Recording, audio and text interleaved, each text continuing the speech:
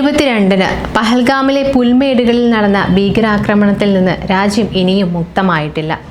ആക്രമണത്തിന് ഇരയായവരിൽ കൂടുതലും വിനോദസഞ്ചാരികളായിരുന്നു. ആക്രമികൾ അവരുടെ മതത്തെക്കുറിച്ച് ചോദിച്ചുവെന്നാണ് അതിജീവിച്ചവർ പലരും പറയുന്നത്. കലിമ ചൊല്ലാൻ പറഞ്ഞുവെന്നും അത് ചെയ്യാത്തവരെ വെടിവെച്ച് കൊന്നുവെന്നുമാണ് ജീവിച്ചിരിക്കുന്നവരുടെ വാക്കുകൾ. അസമിലെ പ്രൊഫസർ ദേബാബിഷ് ഭട്ടാചാര്യയും ആക്രമണത്തിൽ കൊല്ലപ്പെട്ട കൊച്ചി സ്വദേശി രാമചന്ദ്രന്റെ മകൾ ആരതിയും പറയുന്നത് ഭീകരർ തോക്കുമായി വന്ന് കലിമ എന്ന് പറഞ്ഞുവെന്നാണ്.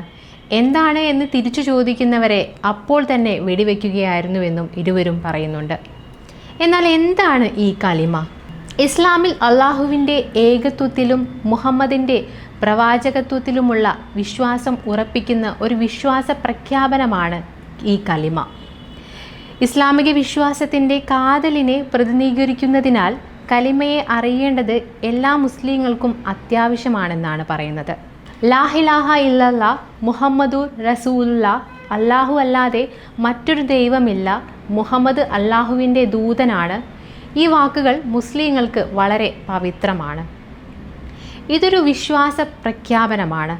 കലിമ നവജാത ശിശുവിൻ്റെ ചെവിയിൽ മന്ത്രിക്കുകയും ദിവസേനയുള്ള 5 നിസ്കാരത്തിൽ ആവർത്തിക്കുകയും മരണസമയത്ത് ഒരു വിശ്വാസിയുടെ ചുണ്ടിൽ ഉണ്ടാകുമെന്ന് പ്രതീക്ഷിക്കുകയും ചെയ്യുന്നുണ്ട്.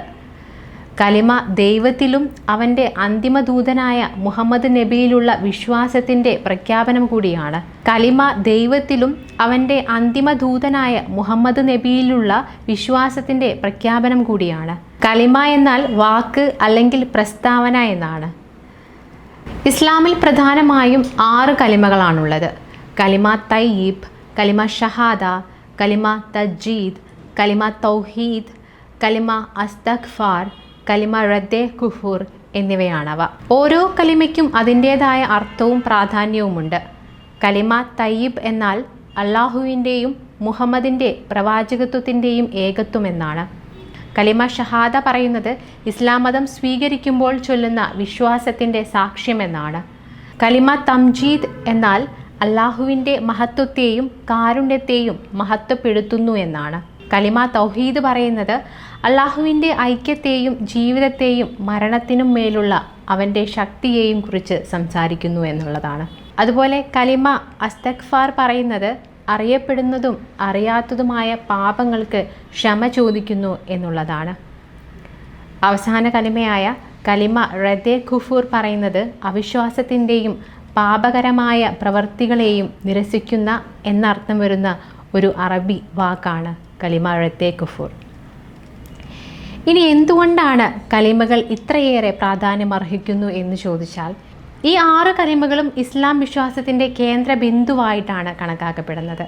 അള്ളാഹുവിൻ്റെ ഏകത്വം, പ്രവാചകൻ്റെ പ്രാധാന്യം, പാപമോചനം തേടേണ്ടതിൻ്റെ ആവശ്യകത, പാപത്തിൽ നിന്ന് അകന്നു നിൽക്കേണ്ടതിൻ്റെ ആവശ്യകത എന്നിവയെക്കുറിച്ചും അവ മുസ്ലിങ്ങളെ പഠിപ്പിക്കുന്നുണ്ട്.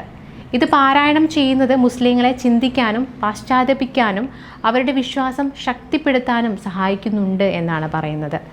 അള്ളാഹുവിനെ മാത്രം ആരാധിക്കാനും മുഹമ്മദ് നബിയുടെ പാഠങ്ങൾ പിന്തുടരാനുമുള്ള അവരുടെ പ്രതിബദ്ധതയെ ഓർമ്മിപ്പിക്കുന്നതിനാൽ മുസ്ലിങ്ങൾ പതിവായി കലിമ പാരായണം ചെയ്യുന്നുണ്ടെന്നാണ് പറയപ്പെടുന്നത്.